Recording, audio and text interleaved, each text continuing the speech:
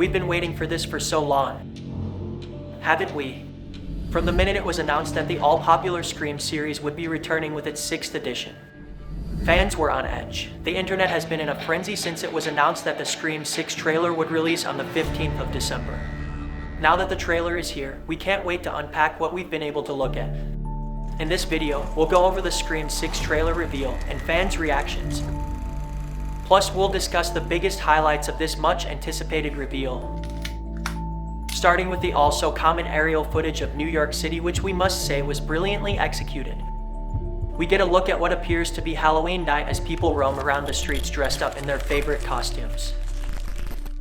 The trailer shows a group of strangers happily marching along the streets and then cuts to the subway station, where we get our first look at the main cast of Scream 6 as well as the also familiar foe, Ghostface.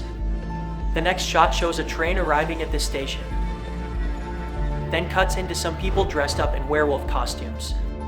As the trailer unfolds, we get our first look at one of the main characters of the movie. Jenna Ortega as Tara, one of the survivors from Woodsboro, which was shown in Scream 5. Jenna looks up to her backside and sees multiple figures wearing Ghostface marks, which are enough to scare anyone. The next shot shows us the first look at Melissa Barrera playing the role of Sam Carpenter. Next to Sam, we get our first look at Josh Segura, who makes his first debut in the Scream series for a character that we still don't know much about. Sam notices a suspicious person wearing the Ghostface marks and immediately calls out to her friend Mindy, who looks equally afraid. The teaser brings in some much-needed tension after this as we see the train passing through what appears to be a dark alleyway. With the lights inside the train flickering on and off, our protagonists get even more scared as we see Ghostface immediately run up to Mindy and grab her by the face, holding her to the back of the train. The teaser ends at this note as we get to see a glimpse of the Scream 6 logo as well as the release date for March 10th, 2023.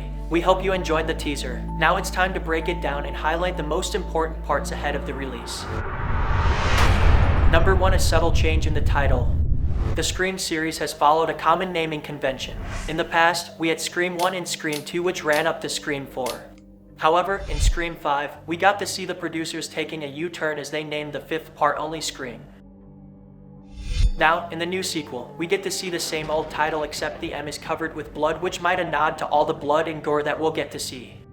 This also matches what Melissa Barrera said in a recent interview with The Last Scream. They were tiptoeing and trying to be very respectful of what the franchise had been, up until that point, and keeping their inner gory dreams at bay. But with this one, they were like, we're going all out. It's potentially 100 times gorier. Number 2, the poster gives us a hint of how Scream 6 unfolds.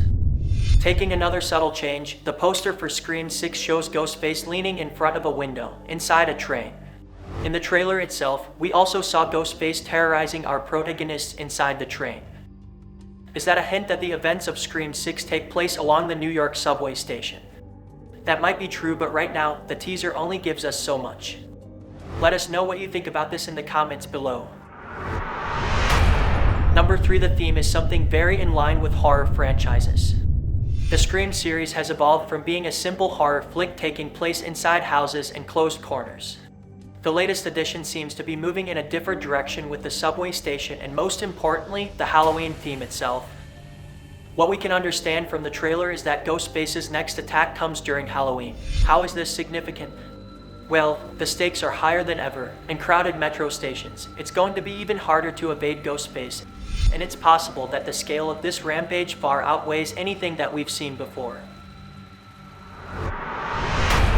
Number 4, an also familiar narrative.